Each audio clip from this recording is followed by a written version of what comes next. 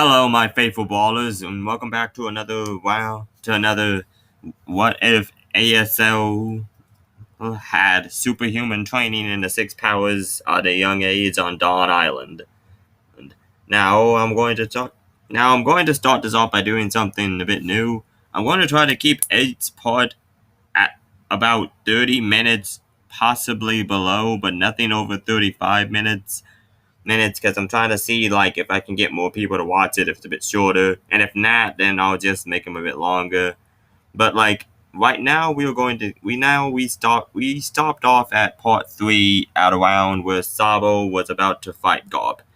This fight will be pretty intense, and I remember saying, and as we all know, Sabo was just a few. And I don't think Sabo is capable of anywhere near fighting an admiral at this level, like nowhere near. And Garp was chosen to be an admiral. Sabo still got training from his son Dragon, who is a Yonko threat. At the least, you could even argue him to be admiral level, possibly. The dude is the second most powerful, most dangerous man on the world. In the world, and that title was only held by Roger, who was somewhat equal with Garp. So Sabo is a slightly at Garp's level. But remember, at this moment, he is indeed stronger than Luffy and Ace because of his training under Dragon. And so, without further ado, we will start the timer at the 2-minute mark right about now. Sabo looks up at Garp, and he just motions for him to start the engagement with his staff. Looking to have a little fun with his long lost grandson. Garp thrusts his fist forward straight at Sabo's face with a fist of love. But Sabo immediately rejects by flipping over him and hitting him in the back with his staff. The movement was so cleanly executed and precise that Garp actually had to look back behind him and wonder just what happened. And he could tell from a glance that Sabo was quite easily stronger than Ace and Luffy at this moment, due to whatever training he had been doing. But he didn't know he was this good. Not that he was complaining. Ace and Luffy had gotten good, but they would not. But he could tell that Sabo was going to give him a much better fight. See, you got some moves. Okay, show me what you got. Okay, let's see what all your training's been doing for you. Show me what you got. And then Sabo's the one who comes at him first this time. Garp ducks below a staff string, but only to almost be kicked in the face.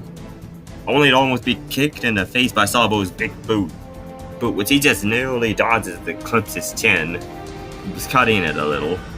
Seeing that Sabo actually did encode it in hockey of all things. And then Garp's mind is like, huh? You can use hockey already? That's actually pretty impressive.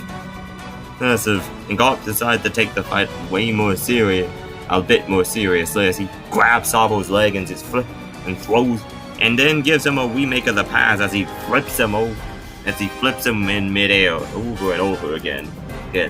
Unfortunately for him, Sabo had long since gotten accustomed to this from when he was younger, and as he's flipping over, he grips Garp's arm with his hand, and begins to just grip down on it. At first, Garp doesn't notice anything, but then Sabo uses a bit more strength all at once, and Garp feels his forearm a bit to crack. Not break, but more like how you hear a crack whenever you do some strenuous physical activity. And he immediately lets go of Sabo and looks down and sees that he had actually ripped his Navy uniform for him, and even left some scars on his left forearm.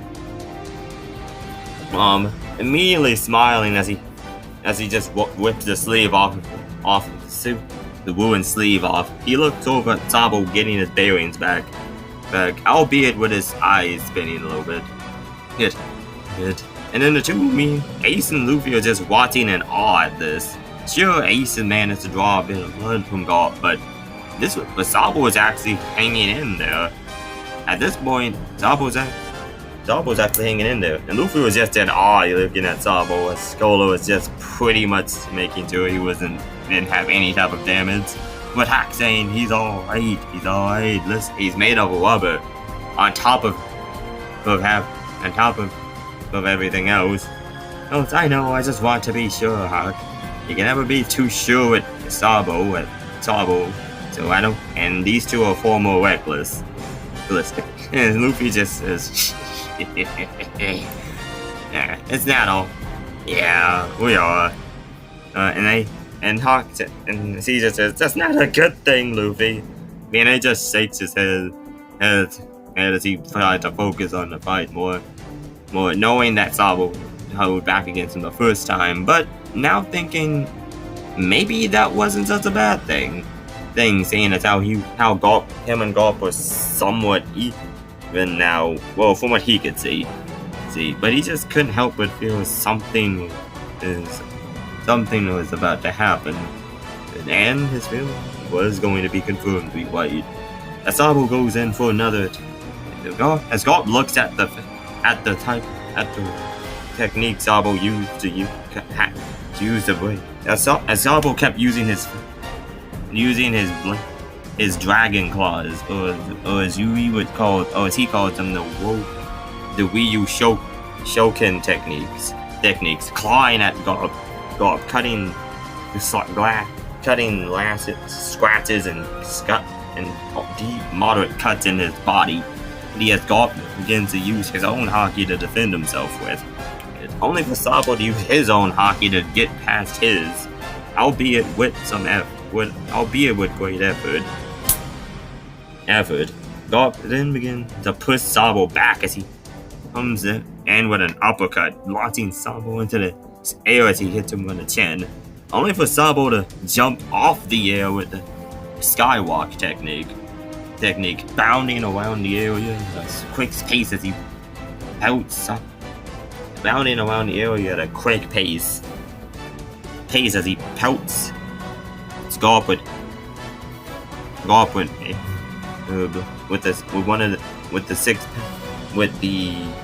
as he pelts Garp with the Tempest kick, hitting him from all angles. Hitting him from any angle he can, as Garp tries what he can to dodge and evade. And those that he can't, he just punches through them. Then with one shot, dodging and evading every shot, but just crushing them in his hands. Much to Sabo's and much everyone else's surprise. As Haki did allow him to cut elemental attacks. With all of this happening, Sabo began to play. Seeing that Sabo is now trying to play keep away, possibly due to Garp's superior experience in close quarters. His superior experience in close quarters, Garp immediately closed the distance by jumping.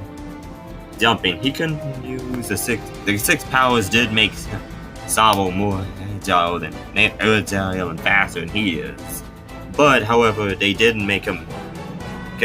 With his reading his pattern, he was able to figure out where he would be next, and then Garp immediately jumped the distance and clocked him right across the cheek with a hockey and fist left hook, knocking him into a row of trees that they all crashed down on him. Only for Sabo to grab one of them with his hands and throw it at Garp, cutting it into pieces as he kicked all of them straight at the hero. At the renowned marine hero. I was smiling to himself. Garp just looked at it and said, "What, you think a couple of splinters are gonna do me?" And until he's knocked and as he crushes straight through all the debris. Unfortunately for him, that wasn't Sabo's plan, giving him a splinter at least.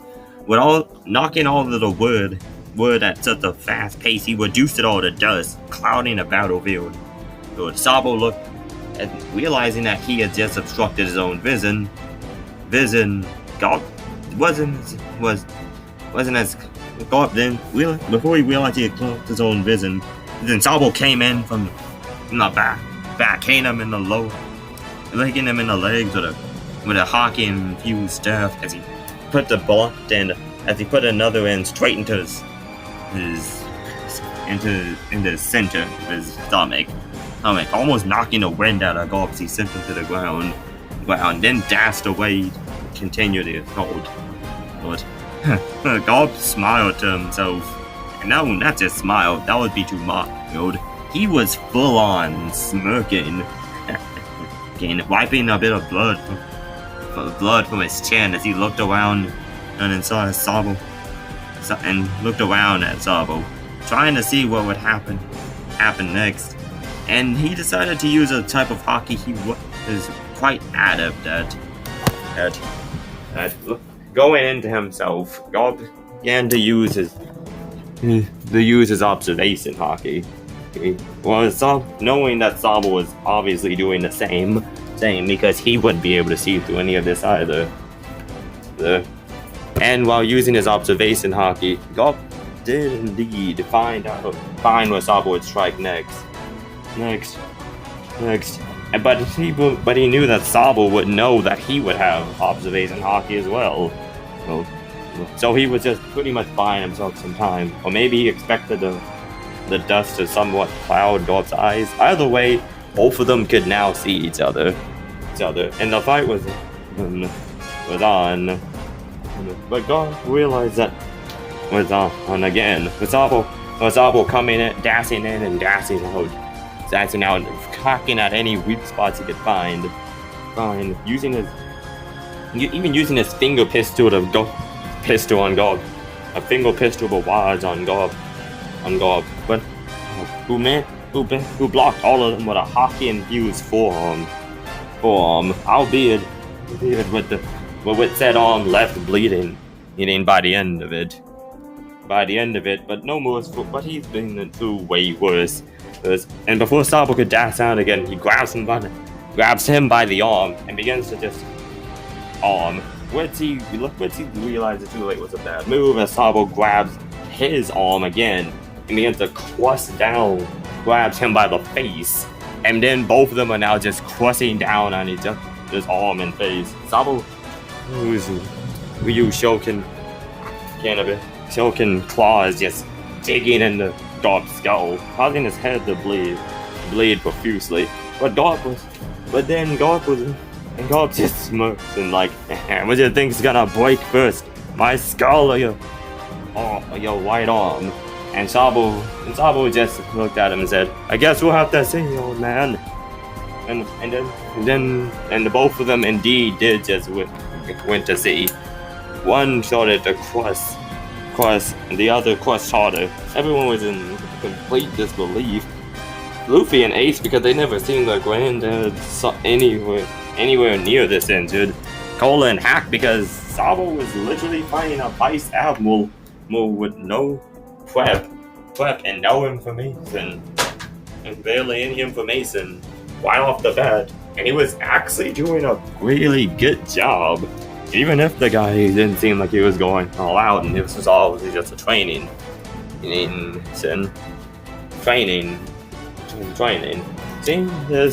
Ace, however, Ace and Luffy didn't just look at each other and nodded firmly. They were going to have to get a lot stronger if they ever wanted to catch up to Sabo. If the quick losses to Garp were any indication, and it wasn't. And with everything that was happening as of now, it wasn't long before a large crack was heard, and all of them looked over. But it wasn't Garp's skull that cracked. Sabo held his now pulsating, broken right arm in pain as he quickly dashed back back, wrapping it up, just wrapping it back. Then looked over at Garp, who stood up. Who just stood up calmly after it wiping blood off himself, off of the bleeding parts, and then as if didn't just almost get his head crushed in. And I gotta admit, that made me think of some good old memories. Oh well, I guess we'll stop it now. Wouldn't want to break you in, all three of you in too early.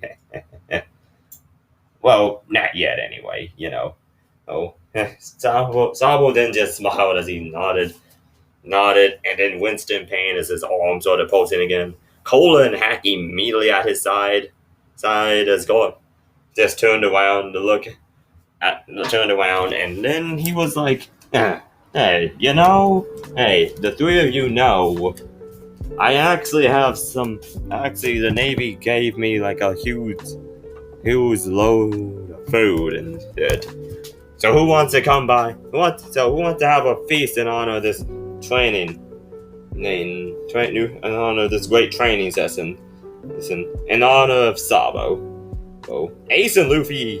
Ace actually perked up at the mention of food, and Luffy was just like, yes, food. Where is it? He said as he rushed at his grandpa and just climbed all over him. Garp just chuckled as he carried Luffy with him to the ship. Follow me, everyone. And Sabo's Cola had just finished putting the splint in Sabo's arm as Hack just looked at him and was like, looks like you got a lot strong. I knew you were good, but you just fought a vice admiral. Sabo winced as he lifted his arm up into the sling that Cola gave him. I guess. Yeah, I did. But I don't think, but like he said, this is just a training exercise. Hack nodded. That may be true. But if you keep this up, I think you could even challenge a fleet admiral if you wanted to in a few years. Sabo just chuckled dryly as he followed, more than happy to get a meal after all this. Yeah, right. Like I'm ever going to be put in a situation where I need to do that. So then, and Cola's like, don't you even think about doing that. And Sabo just says, okay, if I ever feel like I shouldn't need to do it, I won't. Unless I need to. Cola just grabs him by the ears and drags him into the ship. Yep.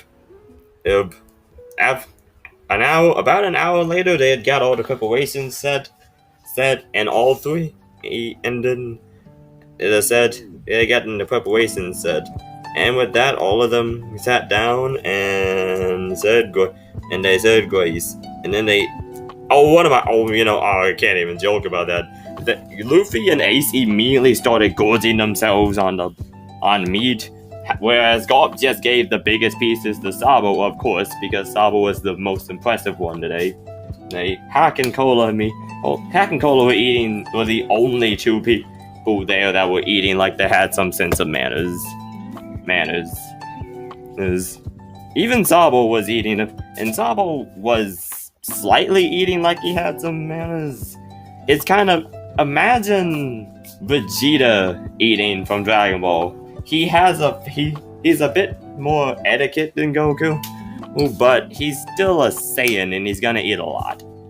It's kind of the best analogy I can make for how Sabo would be eating at this moment in time. So all of them are good themselves on food, and Garp just thinks about the fight he had with Sabo. Sabo, and in his head he's like, I can't believe it. One of my grandsons is this strong. This is amazing. And those techniques he was using the skywalk, the finger pistol, and the Tempest kick. All three of them. I couldn't be more proud. And then there were those other techniques he was doing. Garp immediately starts to slow down eating as he comes to realization. Those finger techniques that he was doing. Then Garp remembers he's only ever met one other person that could use that ability. That technique, that skill set. And he hadn't seen him in several years. And until the last time he did see him was when he handed him Luffy. He did, after swallowing several pieces of bread and some meat and cheese. He's at the same time Garp looks over to Sabo, who himself is trying as best he can to go his food down with one hand, and then he just looks at him and asks the question that made everyone's jaws drop and made some of them choke on their food, especially Hack and Cola, who just froze petrified. Garp looks at Sabo and calmly asks, "Hey, kid." Sabo looks up. Yeah, what is it, G? Yeah, what is it, yeah, GG. You know anyone named Monkey D. Dragon? And right at that moment, everyone is like, huh, wait, huh? And they're like that for a good 7 seconds. Hawk and Cola almost choking on her food, and Hack having to literally give her a Heimlich maneuver to get it out. A bone flies out and hits Ace straight in the head, but he doesn't even notice because he's just like, oh shit, this is not good. This is not good. And he's honestly getting ready for the fight of their lives if Sabo doesn't answer this correctly. But lucky for him, and lucky for all of them, Luffy's the first one to speak up. Because unlike, he wasn't really shocked, he was just looking at everyone doing this. And then Luffy starts to say something. Now, if Garp didn't say Monkey D. Dragon, Luffy probably would have said something dumb to compromise Sabo's position. Wait, actually, no, I don't think he would have done that, never mind. But instead, he goes for the most simple thing, and he's like, "Hey, Grandpa, why did you call him Monkey D. Dragon? What, is he related to me or something?" And then Garp just casually looks at Luffy, and he's like, "Oh yeah, Luffy, the name of your father is Monkey D. Dragon." And then everyone else is just shocked beyond belief. And Cola just stands up, "Wait, Monkey D. Dragon, the revolutionary, is Luffy's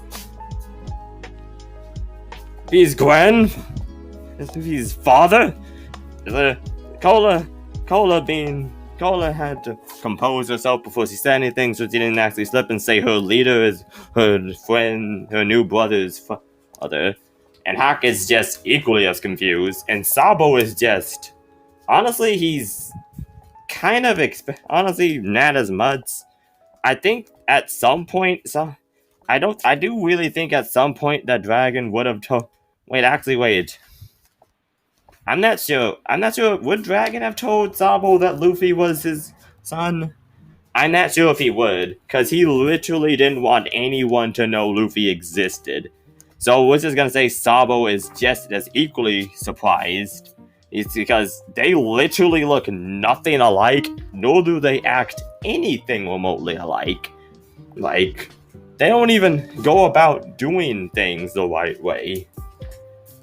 In any type of way. If Garp didn't say it, Sabo would have never made that connection at all. And to him, he's just like, whoa. Oh, so that's Luffy's dad? And Ace is just dropped on the floor, almost. Not because he's shocked, well, he is, but also mostly because this just reminds him of when he told everyone that his father reminds him of when he basically revealed to Hack, or straight up told everyone else, that his dad was, in fact, Goldie Roger. Well, not everyone else, just the people around the campfire at the time. And Garp just says, "Oh yeah, that's confidential information, by the way. So, forget about it." And then he just smiles widely as he goes back to eating. And Sabo is now going through several emotions right now. One, he's relieved that his cover wasn't blown. Two, he's thankful for Luffy's surprisingly quick thinking as of there, knowing that he probably wasn't even thinking about the situation, but just wanted an answer to the question that he was somewhat paying attention to. Either way, he was thankful. And three, he was dumbfounded by just how incredibly absent-minded a vice admiral in the Navy could be. Yeah. Like, this dude was a renowned war hero, and he was this absent-minded and childish. And Sabo was just like, in his mind, he's like, maybe I shouldn't have worried about having my cover blown with this guy around, unless I actually shouted it from the top of a mountain. I don't think he would get it. It was at that point that Garp and with all the food gone and Ace and Luffy just passed out in food comas. Almost mostly Luffy. Sabo, Cola, and Hack then decide that it's better to just get out of Dodge quick as Garp just gets up and goes back into Fusa village waving them off, saying that he hopes to see all three of them again, especially Cola. No, not Cola. Then saying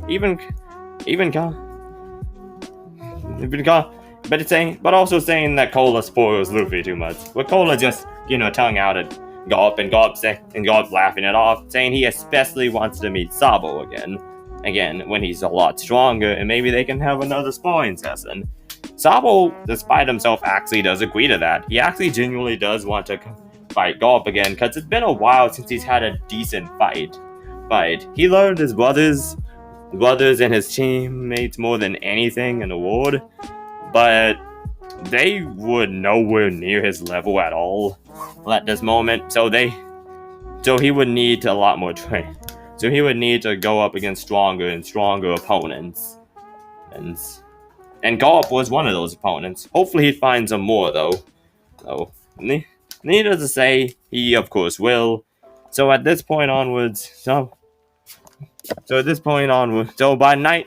sunrise, Sabo and Cola and Hack then just reveal that they do actually indeed need to get going now, like they were supposed to.